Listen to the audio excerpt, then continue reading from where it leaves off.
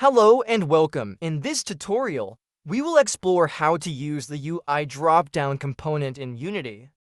What is a dropdown in Unity? Dropdown is a UI element in Unity that allows users to select one option from multiple choices.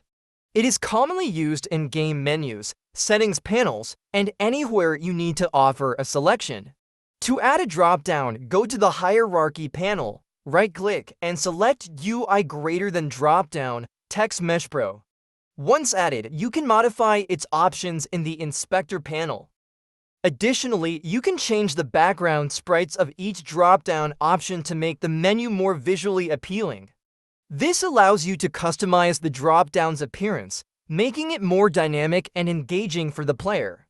In this example, we will add 5 different map names to a dropdown menu in Unity. Once we select a map from the dropdown, we will display the selected map's name and a text UI element by clicking a button.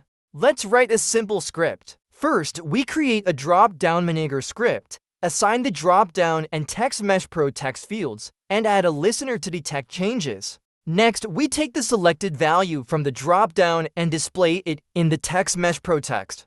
This entire process is triggered when the button is clicked, ensuring that the displayed text updates only when the user confirms their selection.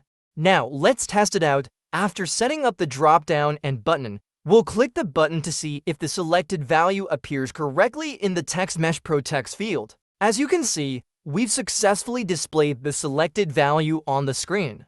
Thank you for watching. See you in the next video.